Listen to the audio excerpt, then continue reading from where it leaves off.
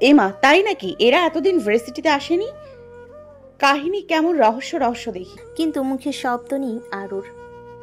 সেদিন আহনাফ চৌধুরীর মতো হাই ক্লাস ফ্যামিলির ছেলের জন্য আমরা মার খেয়েছি, কিন্তু তোর মতো মিডল ক্লাস মেয়ের মাঝে কি আছে যার জন্য এমন ছেলে আমাদের মারলো? মানে? জানিস না?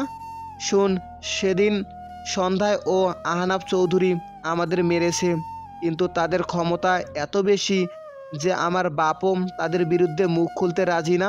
তবে আজ আজ কি? পাখি, ধীরে সব বলবো, দেখবো, দেখাবো। পুরো ভার্সিটি আজ সিনেমা দেখবে। কি সব বলছেন? এ শালি, তোর মাঝে কি এমন আছে যে হাই সোসাইটির এক ছেলেকে কাবু করিস? গর্জে উঠল তারিক। এতক্ষণ কেউ খেয়াল না করলেও এখন সকলের চোখ আরুদের দিকে।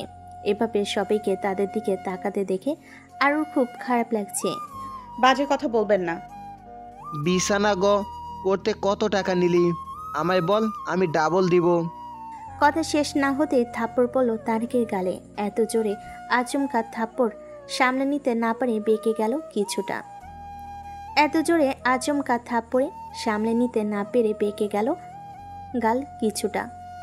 সকলে অবাক ও থাপ্পড়টা স্বয়ং আহনাফ চৌধুরী দিয়েছে। আবারও সে ভয়, কি হবে? আগেরবার এত মেয়ের ওয়ার্নিং দিয়েছে, আর আজ আবার সেই ভুল। আরুকে দেখে পূর্ণ ক্ষোভটা বেড়েছে। সব জ্ঞান ভুলে সে সেই কাজ দ্বিতীয়বার করেছে। মানা করেছিলাম, এমন কাজ দ্বিতীয়বার করলে ফল খারাপ হবে, শুনলি না? একটা বাজারি মেয়ের জন্য এত দরদ কেন আফরান চৌধুরীর? আবারও একটা বলল। মুখ সামলে কথা বল। ও যে সে মেয়ে না, চৌধুরী পরিবারের মেয়ে। তার চেয়ে বড় কথা, ও আহনাফ চৌধুরীর ওয়াইফ, মিসেস আহনাফ চৌধুরী। আহনাফের মুখে আরুর পরিচয় শুনে সকলে অবাক। ইয়াং বিজনেসম্যান ও বিবাহিত, যার জন্য মেয়েরা বাড়ির সামনে লাইন ধরে, সে ছেলে অন্য কারোর বুকে বসবাস করে। আহনাফ আরুকে স্ত্রী বলেছে, এই কথা নিজের কানে শুনো বিশ্বাস হচ্ছে না আরুর। তার পৃথিবী আজ উল্টে গেল। সে বোধহয় ভুল শুনেছে, কিন্তু তার কাছে সব স্বপ্ন। ঘুম ভাঙলে সব আবার আগের মতো মিছে মায়া হয়ে যাবে। বোকা আরু এখনো বুঝছে না কি হচ্ছে। মানে আদ্রিতা আরুষি মিসেস আহনাফ চৌধুরী ওরফে মিসেস আরুষি চৌধুরী। ওর দিকে তোর বাজে নজর পড়েছে, তোকে আজ কেউ বাঁচাতে পারবে না। এই বলে মারতে শুরু করলো আহনাফ তারিককে। ভার্সিটির এমন বিশৃঙ্খলা দেখে প্রিন্সিপাল পুলিশকে কল দিয়েছে। পুলিশ আসতে আসতে তারেক প্রায় আধমরা হয়ে গেছে। কথায় আছে না, চোর চুরি করে যাওয়ার পর পুলিশ আসে, তাই হয়েছে। আহনাফের ততক্ষণে ডোজ সব দেওয়া শেষ। একবার মেরে 8 মাস হাসপাতালে পাঠালো, শুধু র্যাক দিয়েছে কোনো মেয়েকে। এখন তো তার স্ত্রী, সে সাথে ফুপাতো বোন।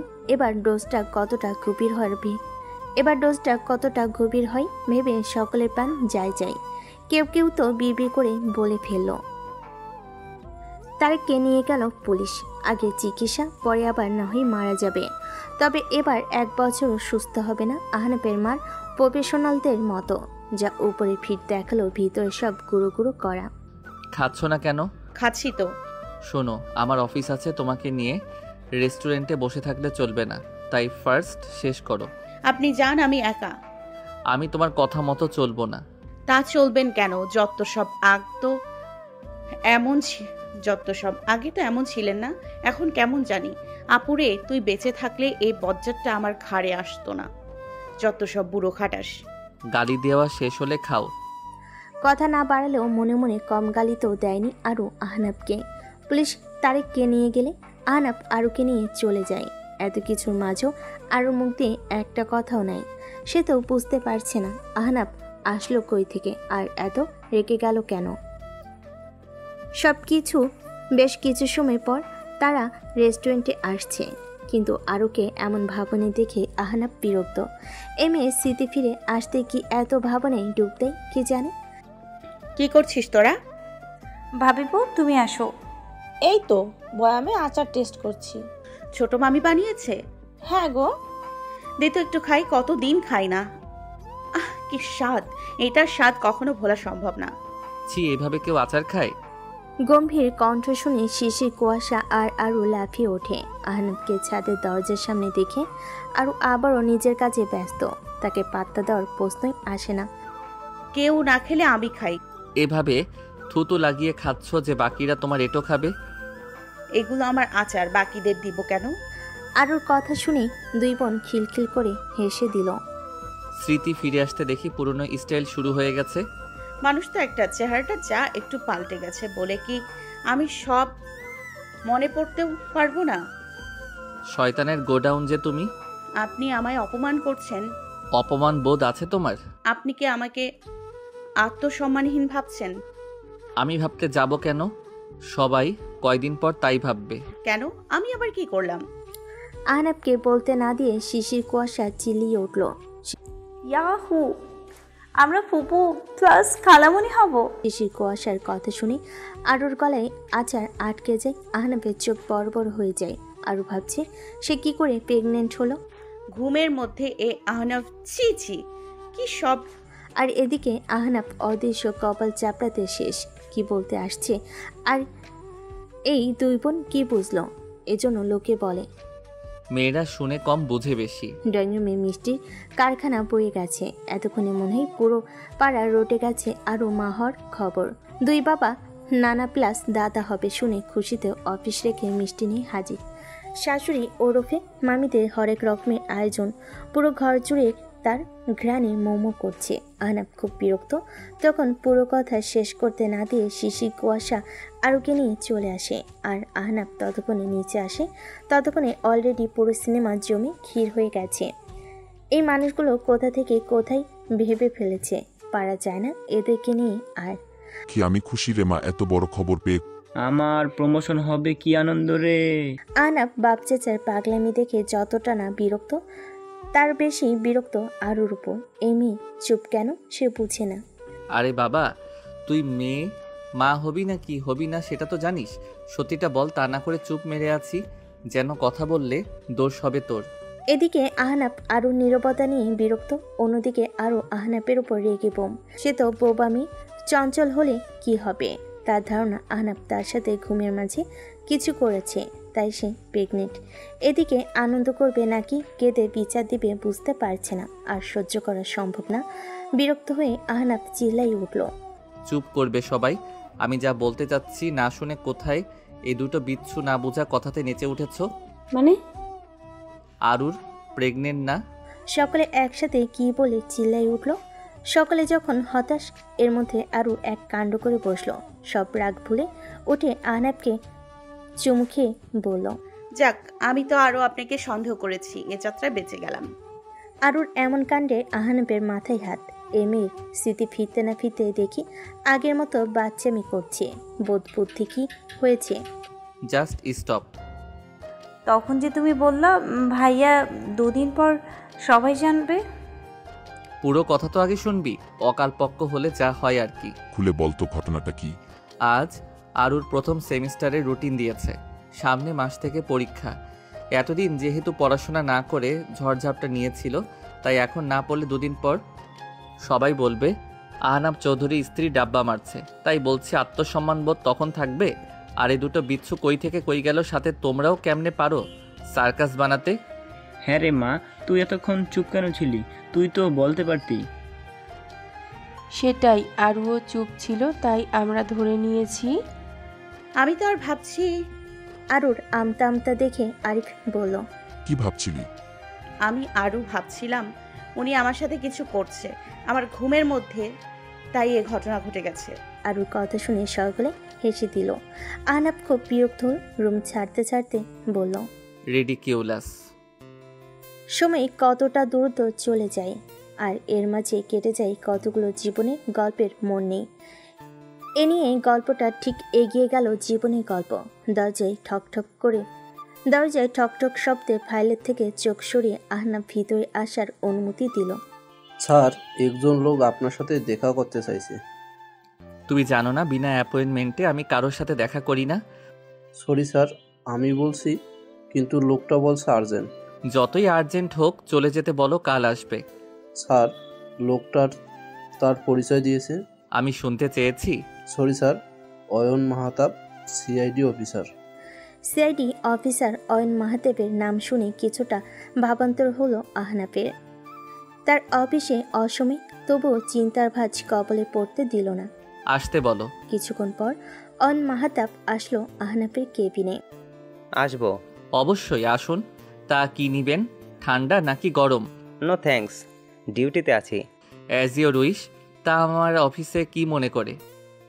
দরকার আছে বলে তো আসা। দরকারটা জানতে চাচ্ছি। সেদিন রাতের উড়োকলের লোকটার হদিস পেলাম। সরি, বুঝলাম না। কার কথা? কিসের ফোন? এতটা বোকা আপনি নন। শব্দ শেষ করার আগে যে বুঝে যায় উত্তরসহ সে আমার কথার মানে বুঝল না। টিচ করছেন? সিআইডি অফিসাররাও দেখি এসব পারে। পারতে হয়, কত রকমের ছদ্মবেশ ধরা লাগে। ঠিক আপনার মতো মিস্টার আহনাফ চৌধুরী ওরফে এসি। খোঁজ খবর একটু বেশি নিয়ে ফেলছেন নাকি? গুহায় গিয়ে সিংহের জন্ম বৃত্তান্ত জেনে আসাটা কি সহজ কথা? বেশি বাড়াবাড়ি হলো না? কেস সলভ করেও শান্তি পাচ্ছি না, তাই একটু বাজিয়ে দেখলাম। তাহলে তো বেশ খাটতে হলো। সে তো রোজকার জীবন। তীক্ষ্ণ বুদ্ধি মানতে হবে। এমনি এমনি ঘরে অ্যাওয়ার্ডের ঝুলি মেলেনি মিস্টার আহনাফ। আপনার সুনাম চারদিকে পাওয়া যায়। ইয়াং অফিসার, ড্যাশিং, হ্যান্ডসাম, আবার সৎ। এর চেয়ে বেশি যেটা গুরুত্বপূর্ণ তা হলো সুন্দরী সাংবাদিক স্ত্রী আছে। ডিজার্ভ করে এ অয়ন মাহাতাবটা। তা তো অবশ্যই। কাজের কথায় আসি। বলুন। কলটা আপনি করেছেন? অয়নের কথাই আহনাফের কোনো ভাবান্তর হলো না, আগের মতো শান্ত। তারপর? এটা রাখুন। ডিভিডি? সব প্রশ্নের উত্তর আছে। আজ আসি। চিন্তা নাই, আপনিও যেমন আমিও তেমন। ছেড়ে দেব না কাউকে। That's great. অয়ন চলে গেল। আহনাফ ভিডিওর দিকে তাকিয়ে মুচকি হাসলো। আগে থেকেই জানে এখানে কি থাকতে পারে, তবু একবার দেখে নিবে। নিচের টেবিলে লক করা ডয়ারে যত্ন করে রেখে দিল। গত 2 মাস ধরে পড়াশোনা, পরীক্ষা সব শেষ। আজ যেন একটু শান্তি। ভার্সিটিতে তেমন না আসার কারণে বন্ধু কেউ হয়নি। যা একজন হলো সে তো ছদ্মবেশ ধারণ করা চৈতি, ছবিমণি নাম করা সাংবাদিক। তবে এখন আর কাউকে বন্ধু করতে ইচ্ছে করে না আরুর। ইদানিং আহনাফের আশেপাশে এলে নিজেকে কেমন অগোছালো লাগে। পড়াশোনার চাপে যদিও এতদিন চোখে দেখা হতো, কথা খুব কম দরকার ছাড়া, তবু আহনাফের উপস্থিতি তাকে ভীষণভাবে বেসামাল করে দেয়। এসব ভাবতে ভাবতে ভার্সিটির গেট পার করছে আরু। অন্যমনস্ক থাকে তার সামনে ব্যক্তি যে তাকে অনেকক্ষণ যাবৎ পর্যবেক্ষণ করছে, সেদিকে তার কোনো খেয়ালই নাই। কয়েকবার ডাক দেওয়ার পর আর ভাবনায় ছেদ পড়ল। কি এত ভাবছো আরু? আরে তুমি?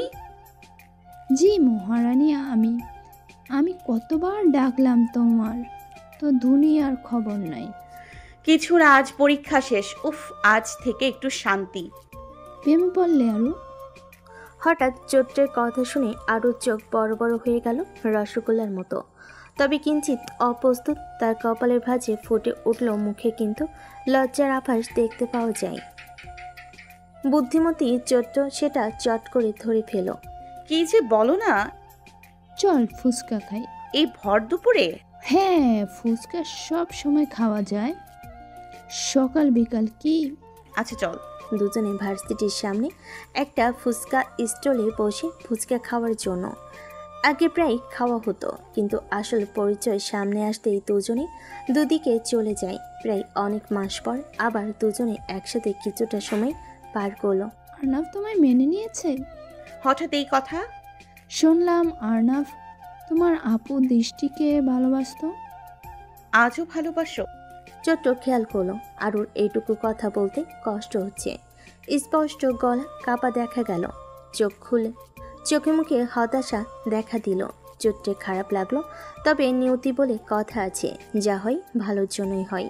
চিন্তা করিও না আরু, সব ঠিক হয়ে যাবে। সে আশাই আছি। উফ, আর পারা যায় না। কুয়াশা, বলতো কি হয়েছে রে? কি আর হবে, এ পর্যন্ত কতগুলো ভার্সিটির টেস্ট দিলাম, পড়বো একটাতে, আর পরীক্ষা দিচ্ছি সবগুলোতে। এক্সকিউজ মি, একটু জায়গা দিবেন? কেন রে ভাই?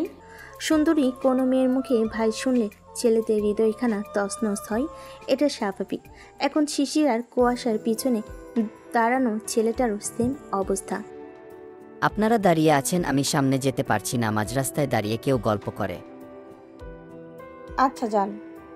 এ কুয়াশা, তুই চুপ কর। কেন পাশ কেটে যেতে পারেননি? এসব হচ্ছে সুন্দরীদের সাথে কথা বলার এক একটা ধান্দা। কি আপনি সুন্দরী? কোনো সন্দেহ আছে? আপনার বাসায় বোধহয় আয়না নেই, নাহলে নিজেকে সুন্দরী বলতেন না। এই বলে ছেলেটা শিশিরকে আর কিছু বলতে না দিয়ে চলে গেল। শিশির আজ কেন জানি কান্না পাচ্ছে। একটা অপরিচিত ছেলে তাকে এভাবে অপমান করলো ভেবে কষ্টে মুখ ফেটে যাচ্ছে। পুরো রাস্তায় চুপ ছিল। গাড়ির জানালা খুলে বাহিরে তাকিয়ে থাকার ভান করে কয়েক ফোঁটা নোনা জল ছেড়ে দিল দুই নয়ন দিয়ে। শিশির কখনো নিজের আবেগ প্রকাশ করতে চায় না, সে কারোর সামনে কাঁদে না। তাই বলি কষ্ট পাবে না এমন তো না, কষ্ট তারও হয়। আর এই কষ্টের সূচনায় এই প্রথমবার বাথরুমে ঝর্ণা না ছেড়ে খোলা আকাশের দিকে তাকিয়ে চোখের পানিতে চোখ মুছে নিল। সময়ের সাথে পাল্লা দিয়ে চলে যাচ্ছে মানুষের জীবনের গতিপথ। ঠিক তেমনি কত শত বিচ্ছেদের মাঝেও কত শত প্রেমের গন্ধ মোমো করছে। এত প্রেমের মাঝেও কোনো এক প্রেমিক মন তার প্রেয়সীকে মনে কথা বলতে না পারে আজও মনের ভিতরে অশান্তির বন্যায় ভেসে যাচ্ছে। স্বচ্ছ গ্লাস দিয়ে বাহিরের পরিবেশ দেখা গেলেও তার স্পর্শ পাওয়া যায় না। দূর আকাশে পাখির তারা বাসায় ফেরার যে উচ্ছ্বাস, তার দিকে তাকিয়ে রইল আহনাফ চৌধুরী। হাতে থাকা দৃষ্টির ছবির দিকে তাকিয়ে রইল কিছুক্ষণ।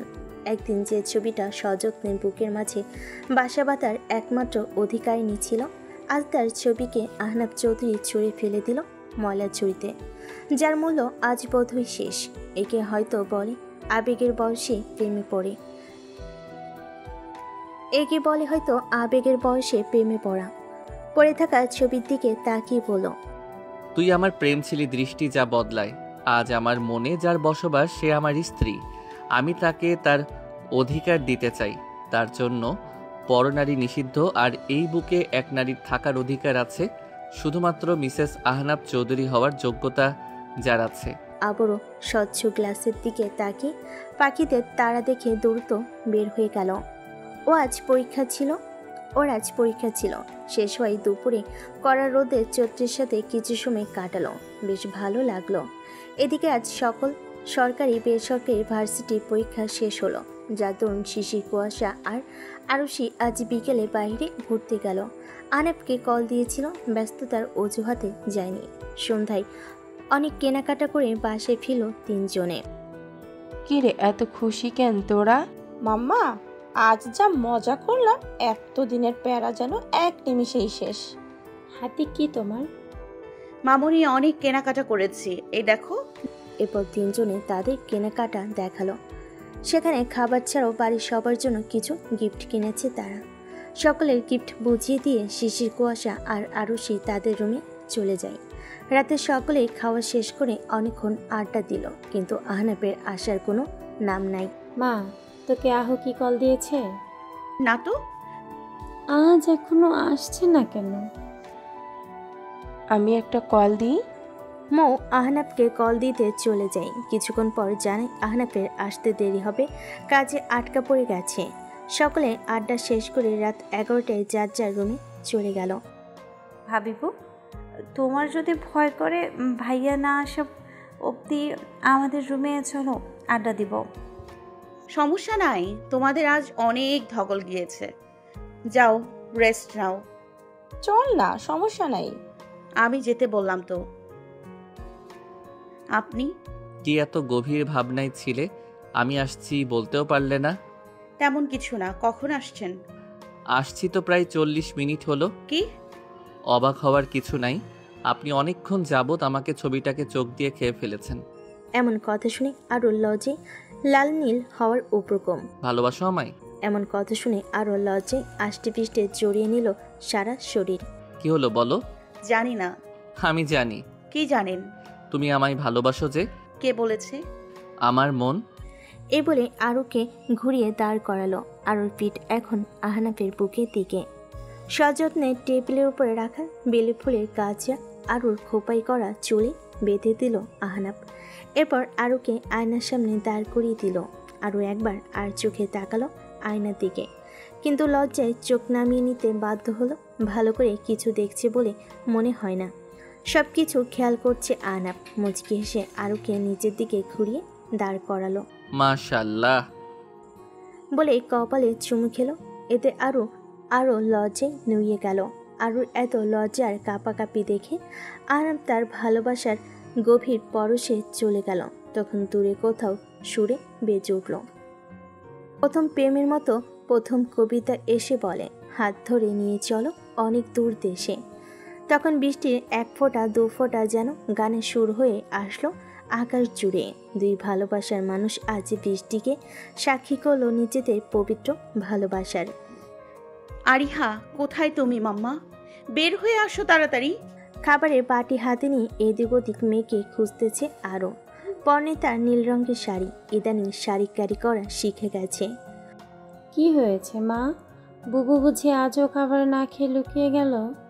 আর বলিয়েন না মামুনি, এই মেয়েটা এতটা দুষ্টু, খাবার আনতে দেখে কই যেন লুকিয়ে গেল, খুঁজেও পাচ্ছি না। আপনার মতো হয়েছে।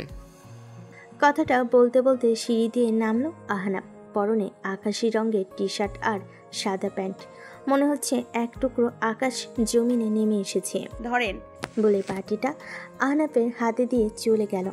এ আর নতুন কিছু না, গত 3 বছর ধরে চলে। আরও খাবার নিলে আরিহা লুকিয়ে যায়, আর আরও বিরক্ত হয়ে আহনাবকে দিয়ে দেয়। মামুনিটা কই আমার? বাবার কণ্ঠ পেয়ে সোফার পিছনে লুকিয়ে থাকা একটা ডল বের হয়ে আসলো। চুপ করে দাঁড়িয়ে থাকলে যে কেউ ডল ভেবে ভুল করবে। কি যে কিউট মেয়ে! অবশ্য বাবা মাও কি কম কিউট নাকি? দুটো কিউটের এমন একটা ডল জন্ম নিবে, এটা তো স্বাভাবিক। ছোট ছোট পায়ে বাবার কাছে এসে দাঁড়ালো আরিহা। বাবা, আমায় তুলে নাও। মেয়েকে কোলে নিয়ে সোফায় বসলো। আমার মা এখন বাবার হাতে খাবে, ঠিক আছে? আমায় আলু বলে ডাকবা, মাম্মাতে তালু বলবা না। মেয়ের মুখের কথা শুনে ডাইনিংয়ে পানি খাওয়া অবস্থায় কাশি উঠে যায় আরুর। কেন মা? মাম্মা বল, আমি তো আমাতে আনু বলবা না। আমি আরু, তুমি আরিহা। তুমি আলু সি, আমি আলু।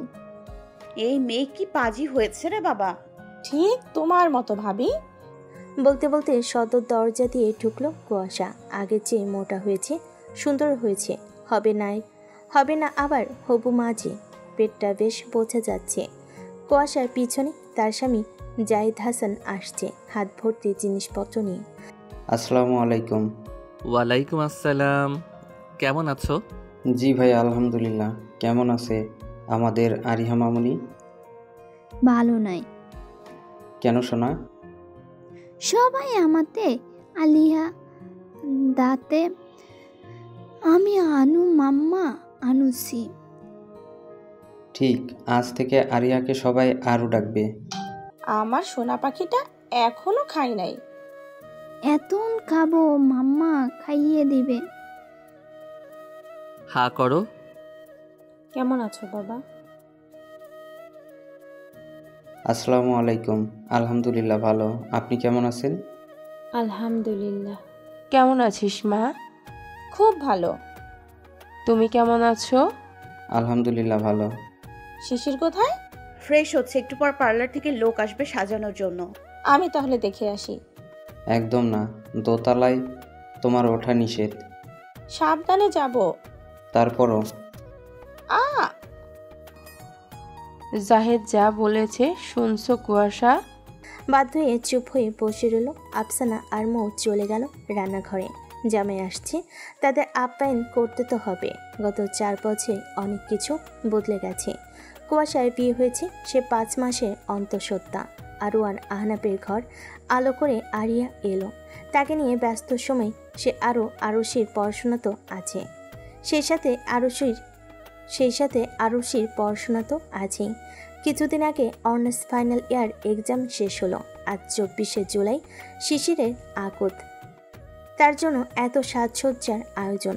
আপাতত বিয়ে হবে পারিবারিক কয়েকজন সদস্য নিয়ে, পরে অনুষ্ঠান হবে। তবে এর মাঝে কত সময় যে গেল, কত ঘটনা সাক্ষী রইল। কুয়াশা দেখ, এটা ওই ছেলেটা না যে আমাকে সেদিন অপমান করলো? তোকে আবার কি কবে অপমান করলো? ওই দিন পরীক্ষা দিয়ে বের হওয়ার পর আমি নাকি সুন্দর না, আয়না নাই বাসায় বলল যে। ও আচ্ছা, ওটাকে তুই অপমান ভাবলি? অপরিচিত কেউ এভাবে বললে কি ভেবে নিব? কিন্তু ছেলেটা ইউনিভার্সিটিতে কি করে? এরপর দু বোন চলে গেল ক্লাসে প্রথম দিন দু বোন একই সাবজেক্টে পেয়েছে। ফিলোসফি নিয়ে পড়ার সুযোগ পেল। আজ প্রথম দিন, সকলের সাথে পরিচিত হব, এরপর ক্লাস শুরু করব। আমি আলতাফ হোসেন, তোমাদের ডিপার্টমেন্টের সিনিয়র প্রফেসর। সকলের সাথে নাম পরিচয় জানা শুরু হলো। আমি কাব্য জামাল। আমি শিশির চৌধুরী। আমি কুয়াশা চৌধুরী। সকলের সাথে পরিচিত পর্ব শেষ করতে করতে ক্লাস টাইম ওভার। দিন যাচ্ছে, ছেলেটার পার্সোনালিটি, স্টাইল সব কিছু যেন শিশিরের পছন্দের তালিকায় নাম লিখিয়ে নিচ্ছে। হঠাৎ কারোর হাতের স্পর্শ পেতেই অতীতের স্মৃতিতে আজ ভাটা পড়ল। আরে ভাবিবও কিছু বলবে না গো, কুয়াশা আসছে। তুই কি নিয়ে ভাবছিস? কুয়াশা আসছে কখন? উপরে এলো না কেন? আসতে দম না একটু। আচ্ছা নিলাম। এ বলে জোর নিঃশ্বাস টেনে ছেড়ে দিল। এরকম বাচ্চামি দেখে হেসে দিল আরও। কি ভাবছিস? কত তাড়াতাড়ি সব চলে যায়, অতীত হয়। এ দেখো না, আজ আমার বিয়ে, কুয়াশা মা হবে কিছুদিন পর, আর ইহা বড় হয়ে যাচ্ছে। হ্যাঁ রে, সব তাড়াতাড়ি চলে যায়, বয়সও হচ্ছে আজকাল। বয়স হলে কি হবে? ভাইয়া তো এখনো তোমার প্রেমে মত্ত। আর কাব্য বুঝি তোমার প্রেমে পড়ে নাই? না, পড়ে নাই। এজন্য ছুটিয়ে 3.5 বছর প্রেম করে আজ তার পরিণতি হতে যাচ্ছে। কালোর ফ্লাইট। আজটা তো তোমার। 2 বছর ছুঁয়ে দেখতে পারবো না। শিশিরের মন খারাপ হচ্ছে দেখে আরও কথা বলল না, তার দিয়ে চলে গেল। মেয়ে প্রেমে পড়ার পর থেকে সব স্ট্রং ধুয়ে পানিতে গুলিয়ে খেয়ে ফেলেছে। শিশির আকাশের দিকে তাকিয়ে 2 ফোঁটা পানি ছেড়ে দিল। কাব্য আর শিশির একটা সময় প্রেমে জড়িয়ে গিয়ে আজ তার নাম দিতে যাচ্ছে। সমাজ আইন ধর্মীয় স্বীকৃতি যাকে বলে। তবে এত পাওয়ার মাঝেও দুঃখ রয়ে গেল। কাব্য 2 বছরের জন্য স্কলারশিপে ইউএস চলে যাচ্ছে। ভালোবাসার মানুষকে হারাতে চায় না বলে আপন করে রেখে যাবে এ মাটির কাছে। সে যাবে দূর দেশে। দুপুর 2টায় কাব্যর বাড়ির সকলে আসতে শুরু করলো। তার বেশি আসেনি, হাতে গোনা 10 জন এলো। কাব্যর বাবা মোস্তফা জামান, মা সামান্তা জামান, বোন চুমকি জামান আর কাকা মুস্তাফিজ জামান, চাচাতো ভাই আদিল জামান আর কয়েকজন আত্মীয়। আজ কাব্য অফ হোয়াইট কালারের একটা পাঞ্জাবি পরেছে, সাথে মিষ্টি কালারের কোটি আছে। একটু পর শিশিরকে নিচে নামিয়ে আনলো। পরনে তার কাঁচা জলপাই রঙের জামদানি শাড়ি, সাথে সাদা পাথরের গহনা, হালকা সাজ। ব্যাস এতটুকুতেই কাব্যের হৃৎপিণ্ড আজ বের হয়ে আসার উপক্রম। সকলে যেন সে আওয়াজ পাচ্ছে। বলো মা, কবুল। গলা ধরে আসছে, বলার সাহস পাচ্ছে না, খেতে দিল। আরব চৌধুরী মেয়ের হাত ধরল, আরিফ চৌধুরী মাথায় হাত দিল। 2 মা মেয়ের কান্না দেখে কেঁদে দিল।